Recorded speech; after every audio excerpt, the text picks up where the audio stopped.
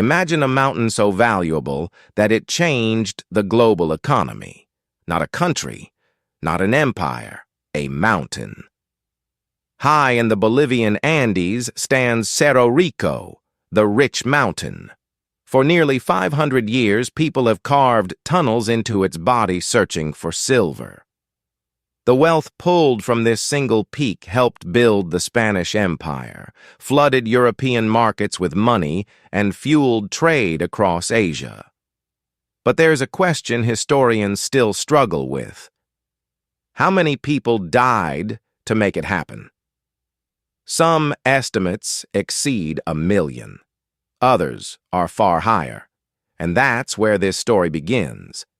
Because Cerro Rico wasn't just a mine. It was one of history's largest wealth transfer machines, a machine that transformed human lives into silver. And the disturbing part? The system it created may never have disappeared. The story starts in 1545. According to legend, an indigenous miner discovered silver on the slopes of Cerro Rico. What happened next was explosive. Within decades, the city of Potosí grew into one of the largest urban centers on Earth.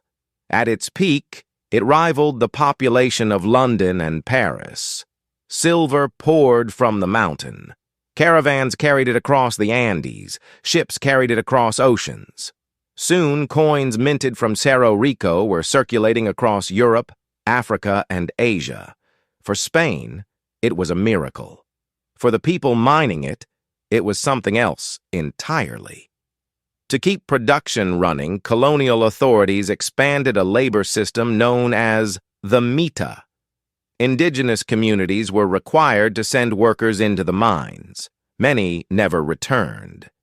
Inside the mountain, oxygen was scarce.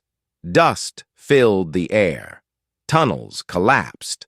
Mercury poisoning spread through refining operations. Yet the silver kept flowing.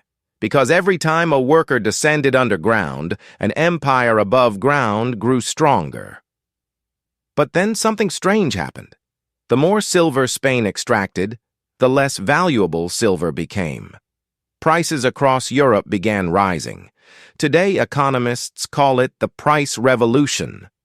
By the late 1500s, Potosí had become astonishingly wealthy. Contemporaries claimed you could build a bridge from South America to Spain using the silver extracted there. The statement was exaggerated. The wealth was not. Potosí developed churches, theaters, mansions, and markets. European elites saw it as a symbol of prosperity.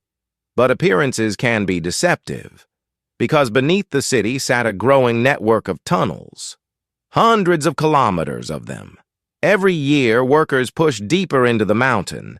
Every year, conditions became more dangerous. And every year, the empire demanded more. Historians debate the exact death toll. For centuries, the extraction continued. Then the richest veins began running out. Production slowed, the empire weakened, and the city that had once dazzled the world entered a long decline. By the time independence movements swept across South America in the 19th century, Potosí was a shadow of itself. Its population had collapsed, its glory had faded, its silver was disappearing. The mountain had given almost everything it had. But here's the surprising part. Even today, thousands of people still work inside Cerro Rico. Sections of the mountain have become structurally unstable. Parts have literally started collapsing inward. 3 centuries later, the same pattern appeared in a different form. This time, the resource wasn't silver. It was labor. Industrial Britain needed workers, lots of them. Factories operated day and night. Machines demanded constant attention, and manufacturers discovered something disturbing. Children were cheap, very cheap. Children as young as 5 worked in factories, mines, and textile mills. And nowhere was that imbalance more visible than Paris, In the 19th century, Paris became one of the most beautiful cities on earth. Grand boulevards, elegant architecture, cafes, the image of modern civilization. But beneath that image, something remarkable was happening. Wealth was concentrating at extraordinary speed. Between 1810 and 1910, the richest 1% of Parisians increased their share of total wealth from roughly half to nearly two-thirds. At the same time, the poorest half of households saw their share shrink toward statistical insignificance. Half the city controlled almost none of its wealth. Yet visitors saw only the boulevards, the monuments, the prosperity. This is one of the recurring patterns in history. The visible side of wealth is usually beautiful. The invisible side is where the costs are stored. It's tempting to think this story belongs to the past. A colonial mine, Victorian factories, 19th century inequality, problem solved, except it isn't. Because the resources have changed, the system hasn't. Today, the world runs on lithium, cobalt, copper, nickel, and rare earth minerals. Every electric vehicle, every smartphone, every battery storage system, every data center, all require materials extracted somewhere by someone. The details are different. The mechanism is familiar. Resources move upward through global supply chains. Profits move upward through financial systems. The human costs often remain where extraction began, until a disaster forces the world to look. And by then, the wealth has already moved on, just as it did in Potosí. Stand at Cerro Rico today and you can still see miners entering the mountain. 5 centuries after the silver rush began. 5 centuries after empires first discovered what was buried inside. The Spanish Empire is gone. The fortunes it financed have vanished.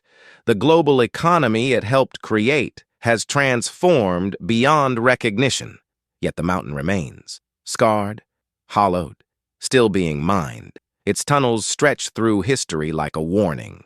Because Cerro Rico was never just a mountain. It was an early demonstration of a pattern that repeats again and again. Extraction first, prosperity second, and somewhere in between, a cost that rarely appears in the final accounting.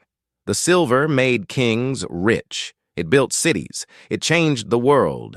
But the people who paid the price were buried so deep beneath the story that most of us never learned their names. The mountain was called rich. The people who hollowed it out rarely were.